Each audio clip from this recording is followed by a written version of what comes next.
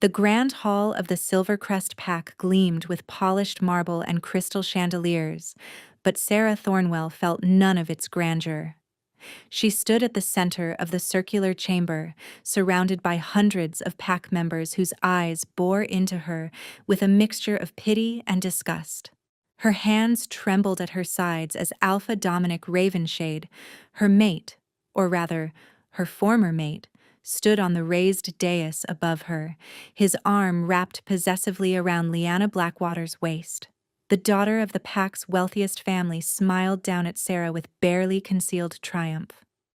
"Let the records show," Dominic's voice echoed through the hall, "that I, Alpha Dominic Ravenshade of the Silvercrest Pack, formally reject the mate bond with Sarah Thornwell, Omega of no standing, for the betterment of this pack's future." Sarah had known this moment was coming.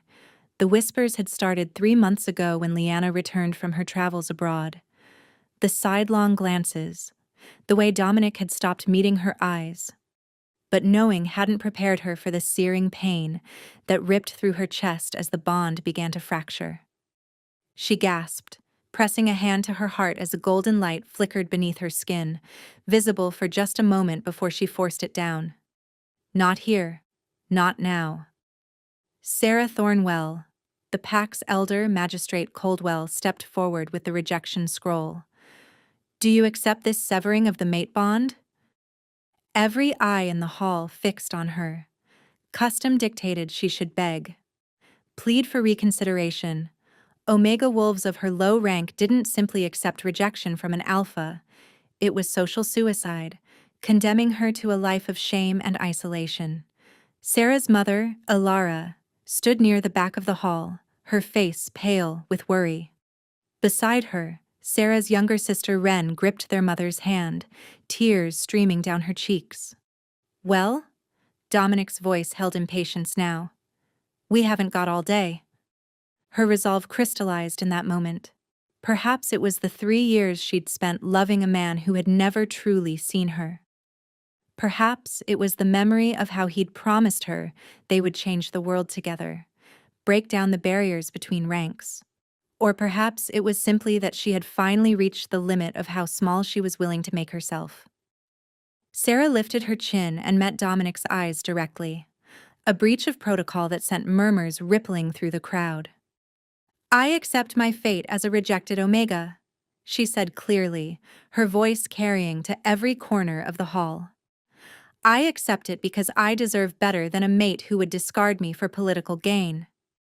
I accept it because I would rather stand alone with my dignity than spend my life begging for scraps of affection from someone incapable of true loyalty." The hall fell utterly silent. Dominic's face flushed red. "How dare you—" "I accept," Sarah continued, speaking over him in a way no Omega ever did to an alpha, "because this rejection is not my failure. It's yours." For one heartbeat, 2, the silence held. Then chaos erupted. Pack members shouted in shock and outrage. Lyanna clutched Dominic's arm, her eyes wide with disbelief. Magistrate Coldwell looked as though he might faint.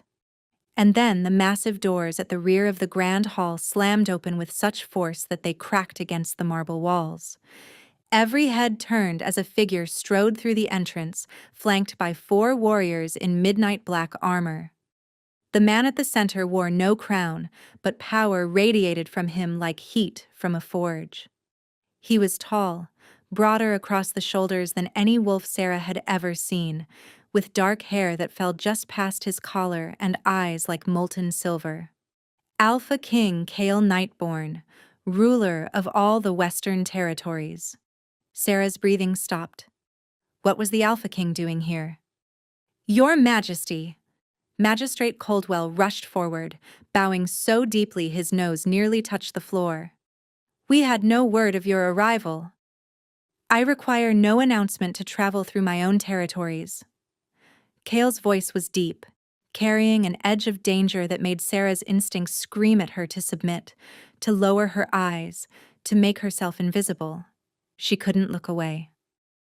Kale's mercury gaze swept the hall, taking in the scene before him with calculating intelligence.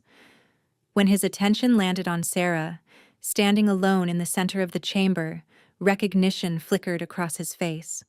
Alpha Ravenshade, I arrived just in time to hear an Omega demonstrate more honor and strength than you've shown in your entire tenure as pack leader. Dominic sputtered. Your Majesty, I assure you this is simply an internal pack matter. Is it? Because it seems to me that you just rejected your true mate, a bond ordained by the moon goddess herself, in favor of a political alliance. That's not an internal matter. That's an insult to the very foundations of our kind. Sarah felt dizzy. The Alpha King was defending her? The Omega is weak, Your Majesty. Lyanna spoke up, her voice syrupy sweet. Surely you can understand that a pack needs strength in its Luna. I asked you nothing. Kale's words cracked like a whip, and Lyanna flinched back. In fact, I don't recall giving anyone in this hall permission to speak. He moved then, descending into the main floor with lethal grace. The crowd parted before him like water before a ship's bow. He walked directly to Sarah, and she found herself rooted to the spot, her heart hammering so hard she thought it might burst from her chest. Up close, Kale was even more imposing. He towered over her, and she had to tilt her head back to meet his steel-colored eyes. Those metallic irises studied her with an intensity that made her feel stripped bare, as though he could see every secret she'd ever kept. "What's your name?" he asked quietly, though the supernatural acoustics of the hall carried his words to every ear. "Sarah Thornwell, Your Majesty." "And you accept this rejection, Sarah Thornwell?" She swallowed hard. "I do, Your Majesty." Approval glinted in his gaze. Interesting. He turned to address the hall at large, though he remained standing beside her. "Under the authority granted to me by the moon goddess and the ancient laws, I hereby claim Sarah Thornwell as my chosen mate." The hall erupted in pandemonium. Sarah's mind went blank with shock. Chosen mate? The Alpha King was claiming her? "You can't!" Dominic roared, leaping down from the dais. She's nothing to you," Kale said coldly. "You rejected her, remember? That bond is broken. She belongs to no pack, no Alpha, which means she's free to accept my claim." "This is madness!" Magistrate Coldwell wrung his hands. "Your Majesty, surely you don't mean to actually bond with an Omega of such low—" "Are you questioning my judgment, Magistrate?" The old wolf's face went gray. "No, Your Majesty. Of course not." Kale turned back to Sarah, and this time he spoke so quietly only she could hear. "I know you have questions. Trust me for now, and I'll explain everything once we're away from this circus." Sarah's analytical mind raced. This made no sense. Alpha Kings didn't claim random rejected Omegas out of nowhere. There had to be a reason, some political maneuvering she didn't understand. But as she looked into those silver eyes, she saw recognition, as though he'd been looking for her specifically. "Well?" Kale raised his voice again. "Do you accept my claim, Sarah Thornwell?" She thought of her mother and sister, of the tiny apartment they shared on the edge of pack territory. She thought of the years she'd spent studying healing arts in secret, hiding the full extent of her abilities because Omegas weren't supposed to be powerful. She thought of Dominic's face when she'd told him she loved him, and the way he'd looked through her, as though she were invisible. And she thought of the words she'd spoken just moments ago. "I deserve better." "I accept," Sarah said clearly.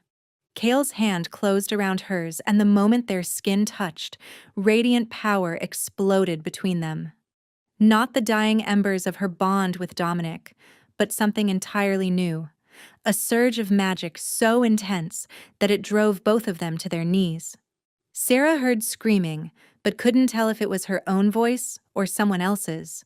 The luminous brilliance grew brighter, forcing the crowd to shield their eyes.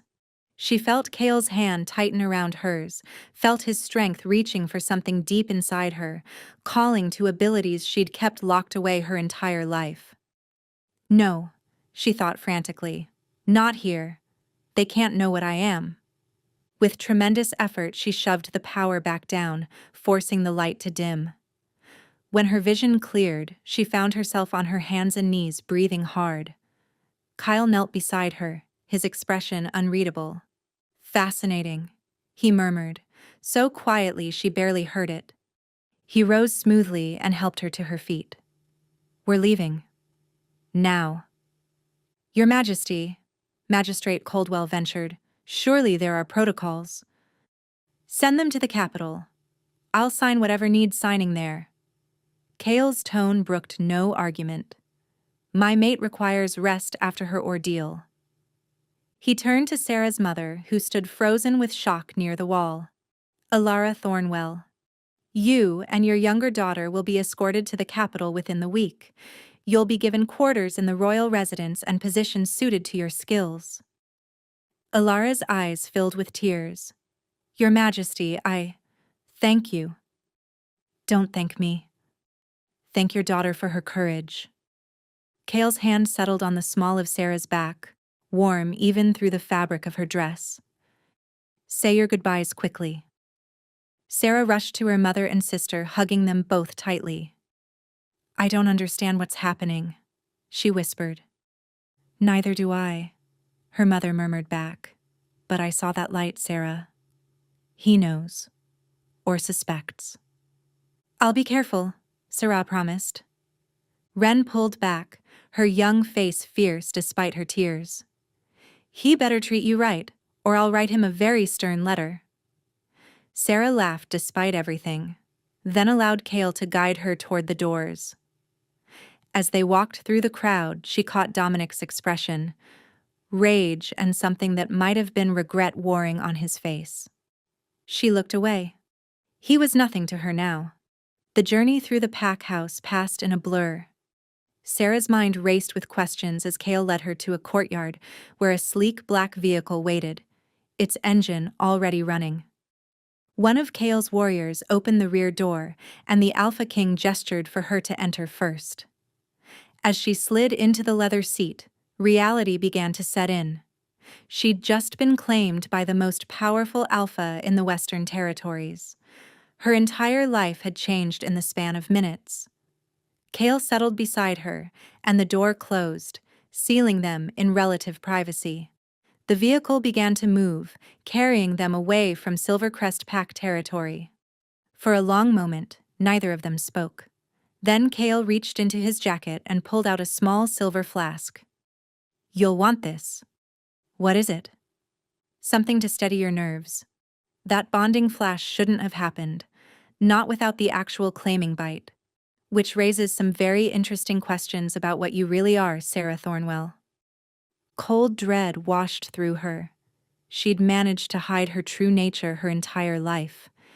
Had she just been claimed by the one person with the power and perception to uncover her secret? I'm just an Omega, she said carefully. Kale's laugh was low and dangerous. No, you're not. But don't worry, we have a 2-hour drive to the capital. That gives us plenty of time to discuss exactly what you are, why I've been searching for you for 5 years, and what role you're going to play in the war that's coming. Her mouth went dry. War? Oh, yes. His piercing gaze gleamed in the dim interior of the vehicle. Didn't I mention? The reason I need you isn't romantic, Sarah. You're the key to saving our entire species from extinction. No pressure. The vehicle accelerated, and Sarah watched through the window as Silvercrest Pack territory disappeared behind them, taking with it the only life she'd ever known. The royal capital of Thornmere rose against the twilight sky like something from a dream, or a nightmare, depending on one's perspective. Sarah pressed her face to the vehicle's window, watching as enormous walls of black stone materialized from the mist, their surfaces carved with ancient runes that pulsed with faint blue light. The warding walls, Kale said, noticing her stare. They've protected the capital for 3,000 years. Nothing gets through them without permission. Nothing? Sarah asked. Nothing living, at least. His tone carried a weight that made her shiver. The vehicle passed through a massive gate, and Sarah glimpsed guards stationed every few feet along the ramparts, warriors in armor that seemed to absorb light rather than reflect it. Each carried weapons she didn't recognize, strange crystalline blades that hummed with power. "You're scaring her, Your Majesty," said Tobias Greymont, Kale's captain of the guard, from the front passenger seat. He was a compact man with warm brown eyes and an easy smile. "Perhaps ease her into the supernatural arms race?"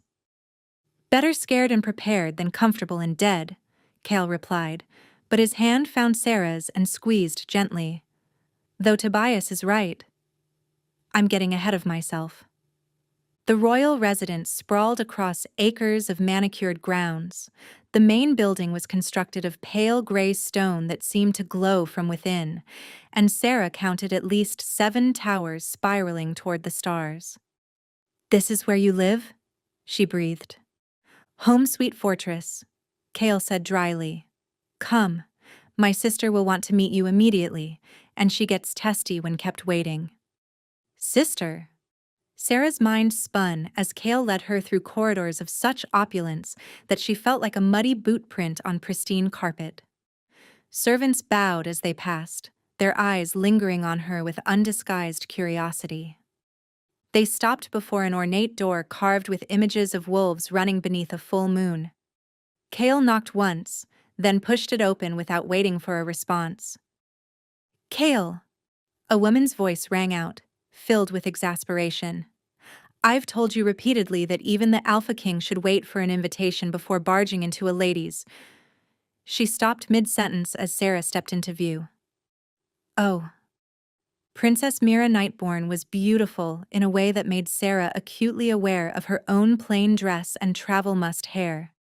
She had the same silver eyes as her brother, but where Kale's held danger, Mira's sparkled with mischief and intelligence. She wore training leathers rather than a gown, and a practice sword rested against her desk. "Mira, meet Sarah Thornwell, my claimed mate." Kale's introduction was blunt.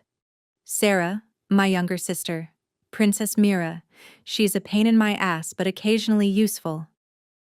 "Occasionally?" Mira circled Sarah like a hawk studying its prey, though her expression held curiosity rather than hostility.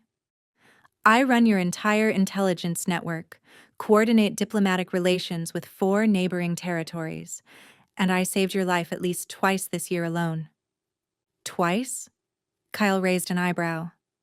"I only remember once." "The second time was so well executed, you never knew you were in danger." "You're welcome." Mira stopped in front of Sarah and smiled. "Welcome to the madhouse. You're either incredibly brave or incredibly foolish to accept my brother's claim. I haven't decided which yet." "Neither have I," Sarah admitted, which made Mira laugh. "Oh, I like her." "Kale, you actually found someone with a spine. I'm impressed." "Can you help her get settled?" Kale asked, and Sarah noticed the weariness creeping into his voice for the first time. "I need to speak with the council about recent developments." Mira's expression sobered. "They're not going to be happy." "They're never happy. That's why they're on the council." Kale turned to Sarah, and his hand cupped her cheek with surprising gentleness. "Rest tonight. Tomorrow, we'll talk properly. For now, trust that you're safe here." Then he was gone, leaving Sarah alone with the princess. Mira's playful expression faded. "Right. Let's get the awkward questions out of the way. First, do you actually want to be here, or did my brother coerce you?" "I accepted his claim willingly, but I don't understand why he made it." "That's fair." Second question, what do you know about the Veil Rift?" "The what?" Mira's eyes widened. "Nothing? He brought you here and explained nothing?" She muttered something uncomplimentary about her brother's communication skills. This is going to take wine. A lot of wine. An hour later, Sarah sat in a plush chair nursing a glass of red wine and trying to process everything the princess had told her. So let me make sure I understand, Sarah said slowly. There's a tear in reality itself called the Veil Rift. Through this tear, creatures from the Shadow Realm are trying to invade our world, and the only thing holding them back is a magical barrier maintained by special wolves, healer wolves, who can manipulate vital energy itself. Exactly, Mira confirmed. They're incredibly rare, maybe one born every 100 years, and they're the only ones who can strengthen the barrier. Sarah's pulse quickened. And you think I'm one of these healer wolves? My brother does. That's why he's been searching for you. Mira leaned forward. The flash of light during your claiming?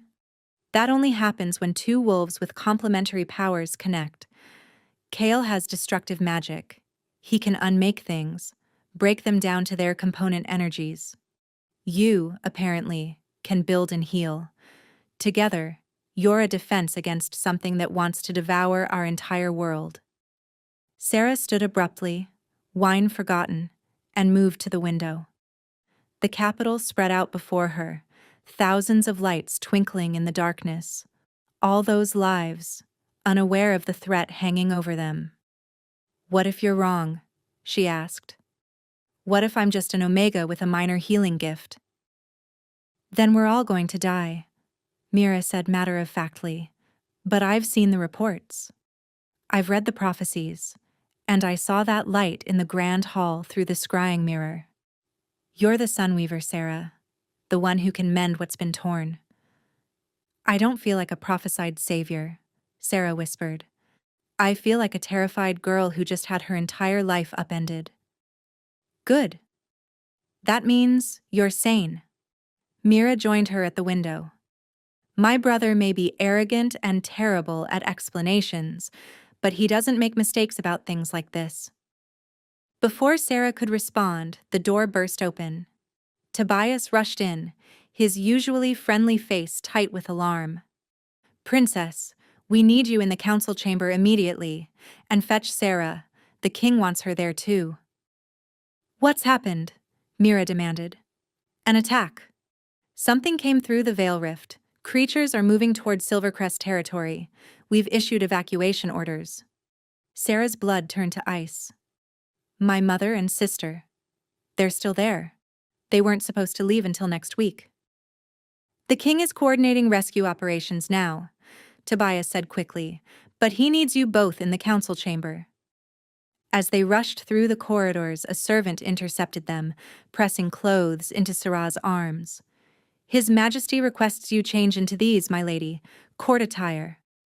Sarah looked down at the elegant dress, deep midnight blue with silver threading. It was beautiful, but felt like a costume.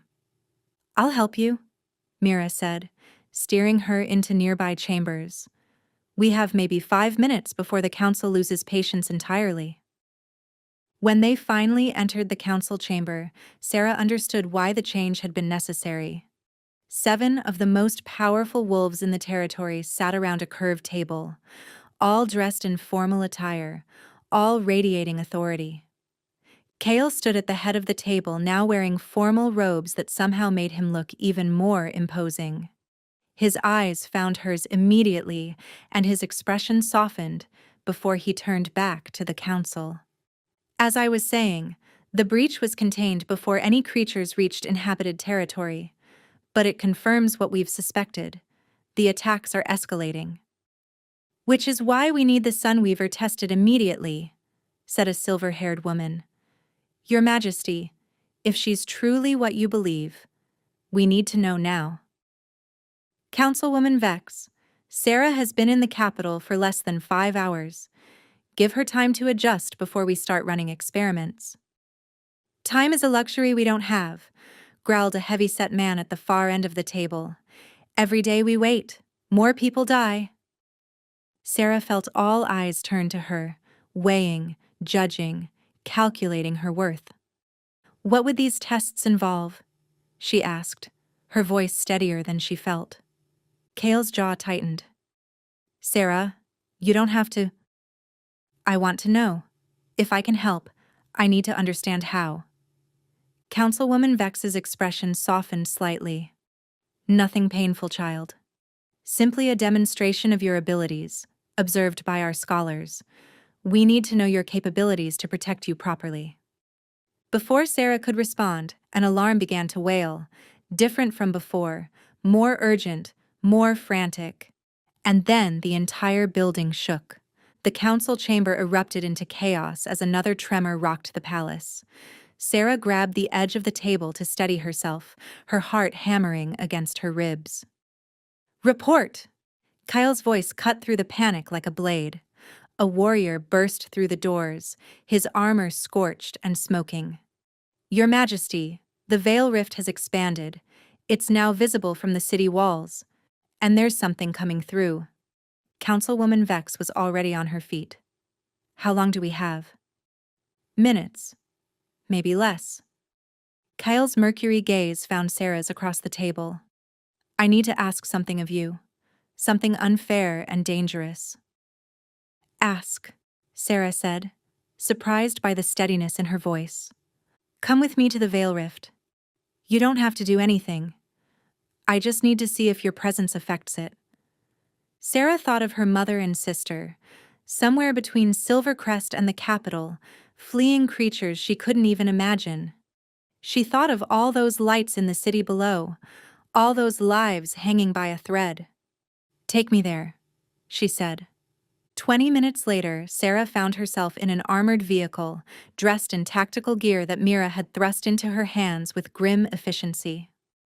Kyle sat beside her, now wearing black combat armor that made him look even more dangerous. Tobias drove while Mira rode in the passenger seat, cradling a crystalline rifle that hummed with energy. When we get there, you stay behind the barrier line. Understood? Kale said. What barrier line? The one my warriors died to establish 6 months ago when this nightmare began. The Veil Rift is contained within a circle of bloodstone. Nothing from the Shadow Realm can cross it yet, but the bloodstone weakens with each attack. The vehicle crested a hill, and Sarah's breathing hitched. Below them, in a valley that should have been peaceful meadow, reality itself had torn open.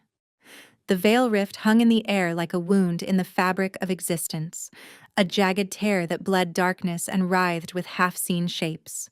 Around it, in a perfect circle, stood stones that glowed red with power. But even from a distance, Sarah could see cracks spiderwebbing across their surfaces. Mother Moon, she breathed. Yeah, Tobias said quietly. It's worse every time. They stopped at a command post where dozens of warriors prepared for battle. Kyle was immediately swarmed with reports and questions. Sarah stood to the side until a strange sensation washed over her. Her skin prickled, and suddenly she could feel the Veil Rift like a scream at the edge of her consciousness. A shift occurred deep within her awareness. Not just the existence of the rift itself, but something specific about its energy. It felt familiar somehow, like a taint she'd sensed before, though she couldn't place where. Without conscious thought, Sarah began walking toward the bloodstone barrier. Hey! A warrior moved to intercept her. Civilians aren't allowed. Let her pass, Kale's voice rang out. He'd noticed her trance-like state. Everyone, stand down. Sarah barely heard him. She was drawn forward by that familiar wrongness. The closer she got to the Veil Rift, the stronger the pull became. At the edge of the bloodstone circle, she stopped. The rift pulsed before her, and now she could see shapes moving in its depths. Not random creatures, but something organized, intentional. It's not natural, she said, her voice carrying in the sudden silence. Someone made this. What? Kale appeared at her shoulder. Sarah, what are you talking about? This rift. It wasn't torn from the other side. It was opened from ours. She turned to face him, certainty flooding through her. Someone with healing magic did this, but they twisted it, inverted it. They didn't create life. They created a doorway to death. That's impossible, Mira said, but her voice wavered. Healing magic can't. It can if you corrupt it, if you take the power to create and mend and you turn it inside out. Sarah's eyes widened with horror. Kale, there's another healer wolf, one who's working against us. Before anyone could respond, one of the bloodstones shattered with a sound like breaking glass. Darkness poured through the gap, and from that darkness came something that made Sarah's blood freeze. A wolf emerged, ash-colored fur, eyes like empty voids, and when it opened its mouth, shadow spilled out like smoke.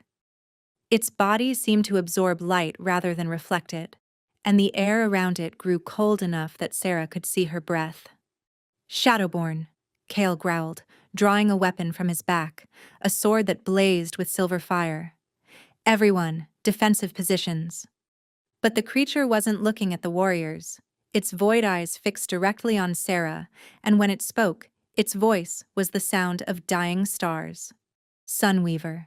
At last. Our master has waited so long for you. Then it lunged, impossibly fast, straight for Sarah's throat. Her hands flew up instinctively, and radiant power exploded from her palms. The creature struck her barrier and recoiled, shrieking. But the impact sent Sarah flying backward, and she felt her inner reserves crack and surge. Energy she'd kept locked away her entire life suddenly flooding free. She tried to force it back, to control it. But it was too much. Too strong. The amber brilliance grew brighter and brighter until everyone around her had to shield their eyes. Through the blazing radiance, Sarah saw Kale fighting his way toward her, saw Mira firing her crystalline rifle at more Shadowborn pouring through the breach, saw the bloodstone circle collapsing entirely. And then she saw something that made her heart stop. In the center of the veil rift, a figure stood watching. A man with silver hair and eyes that glowed with the same sunlit magic as hers. His left hand was wrapped in bandages that pulsed with dark energy, and corruption crept up his arm like frost on glass. He smiled, and in that smile, Sarah saw recognition. He knew her. Somehow, impossibly, he knew exactly who and what she was. "Hello, sister." His voice carried across the battlefield, clear despite the chaos. "I've been waiting for you to finally awaken." The words hit Sarah like a physical blow. Sister. She had no siblings except Ren. This was impossible. But even as she thought it, awareness bloomed deep in her blood, recognizing the truth in his claim. A phantom ache flared in her left hand, the pain she'd felt since childhood, with no source, no explanation. "No," she whispered. "Yes, we're twins, Sarah, two halves of one power, split apart by those who feared what we could become together. But I've found you now, and soon you'll understand. Soon you'll join me." "Never," Sarah snarled, and her power exploded outward in a wave that sent every Shadowborn within 50 yards flying. But the effort was too much for her untrained abilities. The world tilted, darkness creeping in at the edges of her vision. The last thing she heard before unconsciousness claimed her was Kale's voice, frantic and afraid, screaming her name. And the last thing she felt was strong arms catching her before she hit the ground, pulling her close, refusing to let her fall. Then nothing. Sarah woke to darkness and the smell of herbs she didn't recognize. Her body ached as though she'd been trampled by horses, and when she tried to move, every muscle screamed in protest. Slowly, her eyes adjusted to reveal a small chamber lit by a single candle. Stone walls. No windows. Underground. She realized with growing unease. "You're awake." "Good." Sarah's head snapped toward the voice, igniting fresh pain through her skull. A woman sat in the shadows, middle-aged, with iron-gray hair and eyes that gleamed with an intelligence both keen and slightly mad. "Who are you?" Sarah's voice came out as a rasp. "Dr. Cassia Renfell, The king's personal physician. The woman rose and approached with a vial of something that glowed faintly blue. Drink. It'll help with the pain? Sarah eyed the vial suspiciously. Where am I? The Royal Infirmary, specifically the secure wing where we keep patients who've had unusual reactions.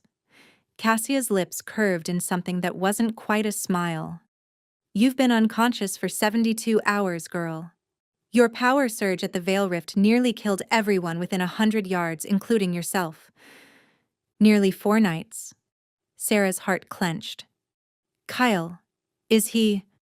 The king is fine. Exhausted himself keeping a shield up to protect his warriors from your outburst, but he'll recover. Cassia pressed the vial into Sarah's hand. Now drink. The threat was casual, but real.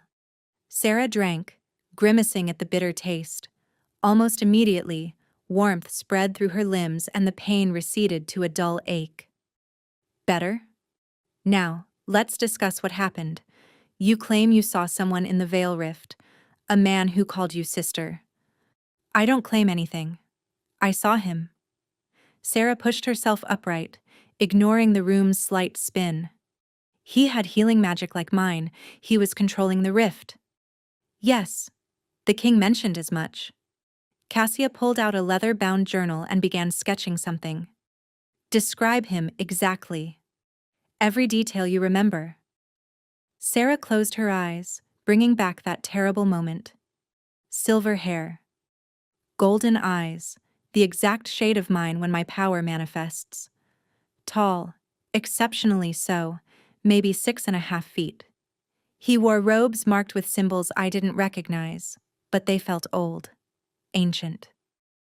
Age? Distinguishing features? He looked about 30, but his eyes were older. And there was something wrong with his left hand. It was wrapped in bandages that glowed with the same dark energy as the Veil Rift. Cassia's pen stilled. When she looked up, her expression had shifted from clinical interest to something like fear. A tainted limb. That confirms it then. I've seen this before in ancient texts documenting the purge of ashes.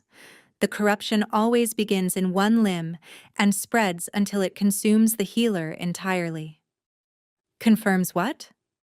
Before Cassia could answer, the door burst open. Kale strode in, still wearing tactical gear from the battle, now torn and stained with substances Sarah didn't want to identify. His steel-colored eyes blazed with barely contained emotion. Out, he said to Cassia without looking at her. Your Majesty, I'm in the middle of… Out! The physician gathered her things with obvious reluctance and left, closing the door behind her with more force than necessary. For a long moment, Kale just stared at Sarah.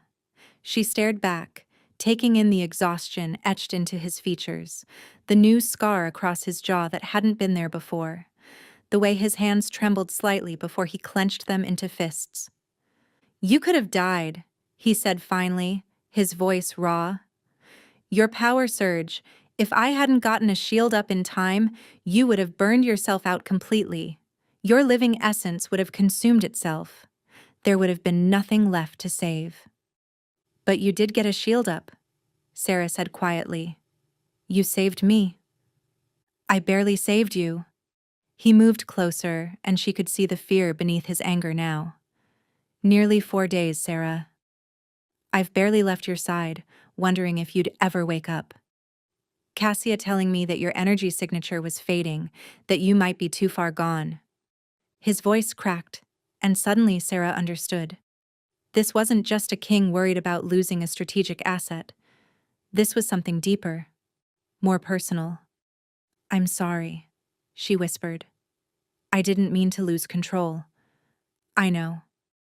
Kyle sank onto the edge of her bed, suddenly looking every bit as exhausted as she felt. It's not your fault. I pushed you too far, too fast. I was so focused on the threat that I forgot you've had no training, no preparation for this. Tell me about him, Sarah said. The man in the Veil Rift. You know who he is, don't you? Kale's jaw tightened. His name is Aldrich Sunweaver. And yes, before you ask, that surname isn't a coincidence. The Sunweavers were a legendary family line of healer wolves that existed centuries ago, renowned among our kind for their power. Sarah's blood went cold. Were? They were wiped out in the Purge of Ashes, 300 years ago. At least, that's what the histories claim. Kale met her eyes. But if Aldrich is truly a Sunweaver, and if he called you sister, then I'm one too, Sarah finished. But that's impossible. My mother's family has no such lineage. Records can be falsified, bloodlines can be hidden. Kale reached out and took her hand, his touch gentle despite the calluses. Sarah, if you are a Sunweaver, it changes everything. The prophecies speak of the line returning in the world's darkest hour. 2 siblings, one to destroy, one to restore. The weight of his words settled over her like a shroud. And you think Aldrich is the destruction. I know he is. The Shadowborn serve him willingly. The veil rift opened exactly when he wanted it to. And that corrupted hand Cassia mentioned? That's what happens when a healer inverts their power, turns creation into decay. Eventually, it consumes them entirely. How long does he have? A year. Maybe less. Kyle's grip on her hand tightened. Which means we have less than that to stop him, because once the shadow rot takes him completely, he'll open the veil rift wide enough to let through. The Devourer itself. The thing that destroyed the Sunweavers the first time. The thing that's been waiting in the Shadow Realm for 3 centuries to finish what it started. It eats worlds, Sarah. Entire realities. And your brother is trying to give it ours. The room spun again, but this time it had nothing to do with physical weakness. Brother. She had a brother who wanted to end the world. I need to speak with my mother, she said suddenly. She must know something. The Sunweaver line doesn't just vanish. Someone had to hide it deliberately. She's in the convoy heading here now, Kyle said. Once they arrive safely, we'll get answers. He was cut off by an alarm that made Sarah's blood run cold. He was on his feet instantly, already moving toward the door. That's the evacuation alarm. The door slammed open and Mira rushed in, her face ashen. It's the refugee convoy, the one carrying survivors from Silvercrest, including Sarah's family. They're under attack. Aldrich sent an army of Shadowborn to hunt them. Sarah threw off the blankets, ignoring Kale's protests and her body's weakness. My mother and sister? I know. Kyle was already moving. Every warrior we have is mobilizing. I'm coming with you, Sarah said, swaying as she stood. Absolutely not. You can barely stand. Those are my people. Luminous power crackled around Sarah's hands, fed by sheer determination and adrenaline. That's my family out there. I'm not staying here safe while they die. Kale looked at her for a long moment, emotions warring across his face. Then he turned to Mira. Get her armor. The reinforced kind. And find Cassia. I want every stabilizing potion we have. 10 minutes later, Sarah found herself back in an armored vehicle, dressed in tactical gear. Cassia had forced 3 vials down her throat, stimulant potions that burned through her veins like liquid fire, giving her borrowed strength she'd pay for later. If there was a later. The claiming flash created a partial bond between us, Kale said as the vehicle accelerated into the night. Not complete, but enough that I could sense when you were dying and channel my power to you. That's how I kept the shield up for so long. But it also means I'll feel it if you're in danger. Sarah nodded, understanding the weight of what he was saying. Whatever happens, stay close to me, he continued. Aldrich wants you alive. He needs another Sunweaver to complete whatever ritual he's planning. Which means he'll try to take you. Let him try, Sarah said, and was surprised to find she meant it. The girl who'd been rejected in that grand hall days ago was gone. In her place was something harder, fiercer. Someone who had accepted what she was and what she had to do. The Sunweaver had awakened, and she was done hiding. The refugee column stretched for miles, hundreds of wolves fleeing Silvercrest's ruins, carrying what little they'd managed to save. Sarah pressed her face to the vehicle's window, searching frantically for her mother among the terrified masses. There!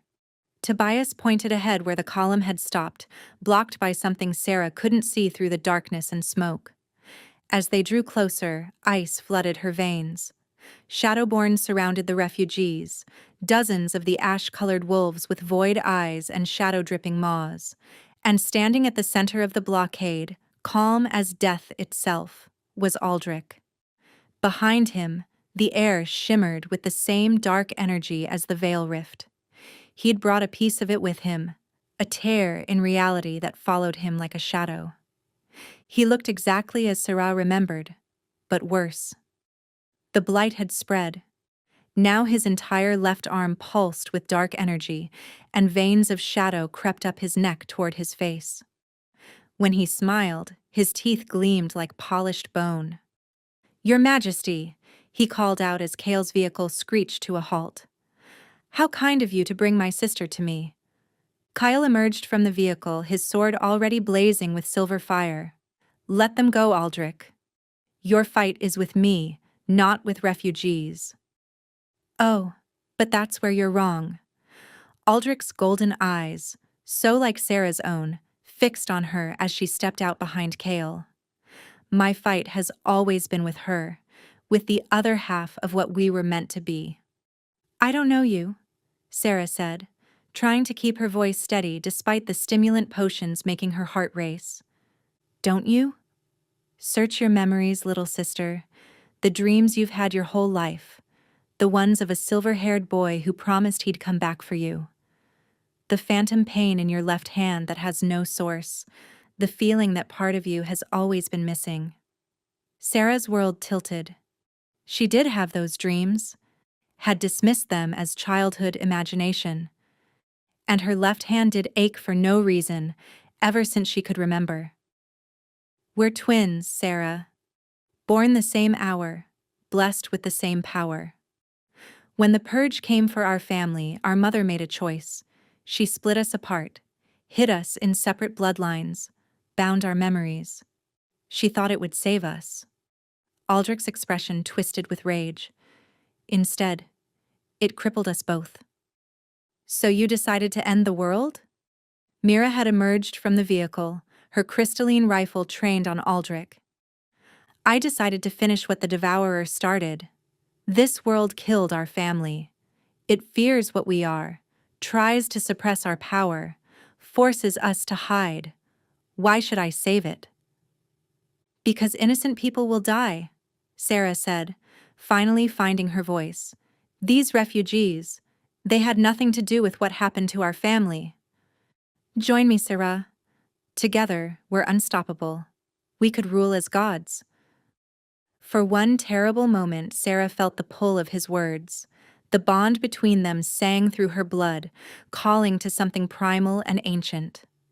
But then she saw her mother, finally spotting Alara huddled with Ren among the refugees. Her mother's face was streaked with tears, her arms wrapped protectively around Sarah's sister. "No," Sarah said quietly. "I won't let you do this." Aldrich's expression hardened. "Then you'll die with them." He raised his corrupted arm and shadow erupted from his palm. But before it could reach the refugees, Sarah's power blazed to life. Radiant magic met darkness, and where they collided, the air itself screamed. "Get them out of here!" Kyle roared to his warriors. "Evacuate the refugees now!" Chaos erupted. Warriors rushed forward, creating a barrier between the Shadowborn and their prey. Tobias and Mira coordinated the evacuation with ruthless efficiency. And in the center of it all, Sarah and Aldrich stood locked in a battle of pure will. "You're strong," Aldrich admitted, his voice strained, "but strength alone isn't enough." He was right. The stimulants were burning out. Sarah felt them fading from her system even as she maintained the barrier, her body already weak from days of unconsciousness. She couldn't hold this forever. Sarah, Kyle's voice cut through the chaos. You have to invert it. Your power. It's all defense, all healing. But healing magic can destroy too if you reverse it. Kale fought his way toward her, cutting down Shadowborn with each swing of his blazing sword. Take what you know about mending and flip it inside out. That's how the decay starts, Sarah protested. Only if you let it consume you. But you're stronger than him. You haven't spent centuries festering in hatred. Kale finally reached her side, his own power flaring up to reinforce her shield. Trust yourself. Sarah looked at Aldrich, really looked at him.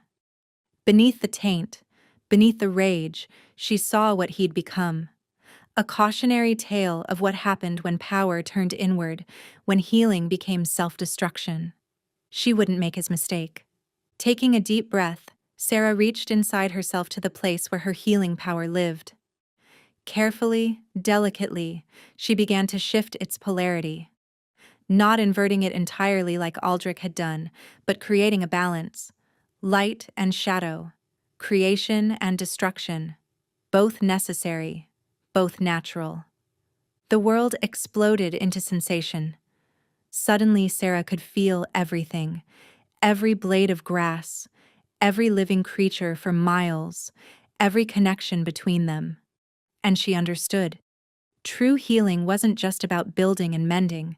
It was also about knowing when to cut away the disease, when to destroy what was beyond saving so that new growth could take root.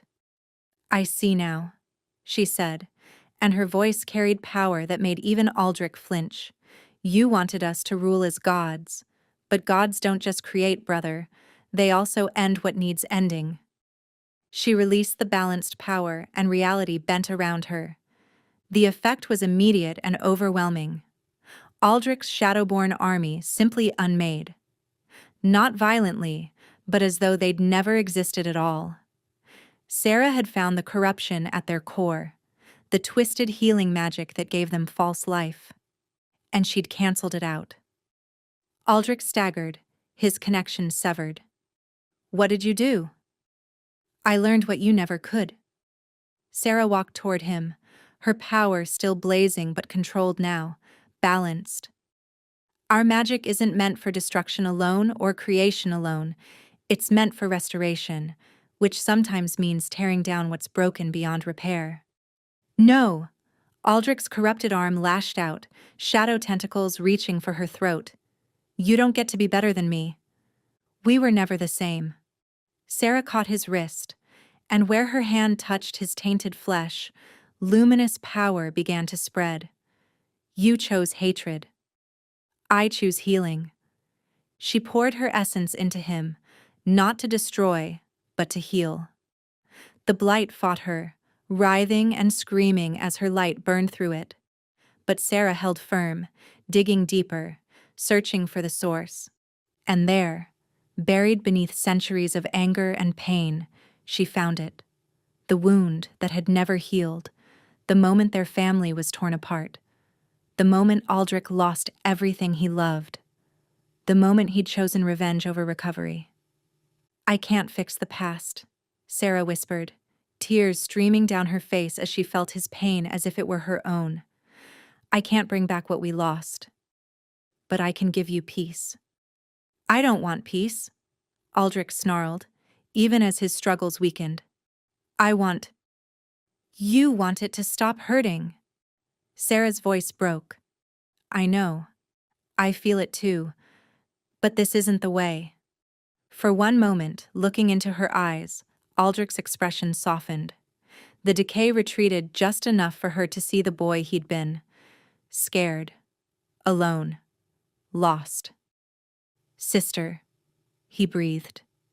Then the veil rift tore open behind him with a sound like the universe screaming, and something vast and terrible reached through. The Devourer. Aldrich had been its anchor in this world, and now that anchor was failing. Sarah, run. Kale grabbed her arm, trying to pull her back. If that thing gets through, it won't stop with our world. Sarah met Kale's intense gaze. I have to end him. Completely. There has to be another way. The devourer used his hatred as a doorway. The only way to close it is to sever the connection entirely. Sarah smiled through her tears. You told me to trust myself. So trust me now. Before Cale could stop her, Sarah turned back to Aldrich. Her brother had fallen to his knees, the shadow rot consuming him rapidly. He looked up at her with eyes that were more gold than black, more human than void. End it, he whispered. Please, I'm so tired. Sarah knelt before him, cradling his face in her hands. I forgive you. For all of it. Then she unleashed her power. Not the balanced combination of light and shadow, but pure, undiluted healing magic. She poured living essence into him, so much that no body could contain it. Forced his cells to regenerate faster than they could sustain, pushed his healing factor beyond all natural limits. It was mercy disguised as destruction. Healing so intense it became obliteration. Aldrich's eyes widened with understanding, then with gratitude. Sister, he said one last time. And then he was gone, dissolved into amber brilliance that spiraled up and into the veil rift. The moment he vanished, the tear began to seal, reality knitting itself back together. But the effort had cost Sarah everything. She felt her own vital energy draining, consumed by what she'd done. Dimly, she was aware of Cale catching her as she fell, of his voice screaming her name. The memory of Aldrich's final moment, gratitude mixed with peace, would haunt her. But it would also heal her. She'd given him what he couldn't give himself, an end to suffering. Stay with me, Cale begged, and through her fading vision, Sarah saw tears streaming down his face. Please, don't leave me. Had to, she managed. No choice. Damn the choice. I need you. His hand pressed against her chest, and she felt his power joining hers. Destruction and creation, death and life, finding balance. You taught me that power doesn't have to consume us, that we can choose mercy. So choose it now. Choose to live. A profound shift occurred within her spirit. Where her essence had drained away, Cale's power flowed in to fill the void. Not replacing what she'd lost, but complementing it. The claiming bond. When wolves truly mated, they shared everything, including their very essence. You have to bite me, she gasped. Complete the bond. Cale didn't hesitate. He pulled her close and sank his teeth into the junction of her neck and shoulder. Pain flared bright and sharp, then transformed into something else entirely. Pleasure and power intertwining until she couldn't tell where one ended and the other began. His strength became hers, his spirit sustaining what she'd depleted. And in return, she gave him something he'd never had, the ability to create as well as destroy, to heal as well as harm. They were balanced now, complete. When Sarah opened her eyes again, she found herself cradled in Cale's arms. The veil rift was gone, sealed completely. The Shadowborn had vanished. And in the eastern sky, dawn was breaking. That's it? Mira breathed, staring at the empty air where the veil rift had been moments before. 6 months of hell, and it closes that easily? Not easily, Kyle said grimly, his arms tightening around Sarah. It cost us everything to find the one person who could end him. Sarah's legs gave out, and Cale caught her weight, lowering them both to the ground. Easy, you're not standing yet. Let the bond stabilize first. She nodded, leaning against him as the world slowly came back into focus. Minutes passed as the bond settled into place, warmth flooding back into her limbs. Tobias appeared at Cale's side, bloodied but grinning. All refugees accounted for, Your Majesty. Around them, celebrating warriors and weeping refugees gathered. Sarah took a steadying breath, then allowed Cale to help her stand, keeping one arm around her waist for support. You did it, Kale whispered, pressing his forehead to hers. You saved us all. We did it, Sarah corrected. Then, louder, to the gathered crowd. We all did it. Together. A cheer rose from the refugees, the people of Silvercrest who'd lost everything but survived. And standing among them, Sarah saw her mother and sister, both crying and smiling and whole. Sarah met her mother's eyes across the crowd. She saw the grief and relief warring there, and knew that later, when the celebrating ended, tears and explanations would come, the painful unraveling of a lifetime of secrets. But for now, her mother simply mouthed 2 words. Thank you. Dominic was there too, looking small and ashamed. When their eyes met, Sarah felt nothing. No anger, no regret. He was simply part of a life she'd outgrown. What happens now? She asked Kale quietly. Now? He smiled, and it transformed his entire face. Now we rebuild. Silvercrest, the border territories, everything the Veil Rift destroyed. And you help me, not as a weapon or a tool, but as my equal, my mate, my partner in every way that matters. I'm still learning. I'm going to make mistakes. Good.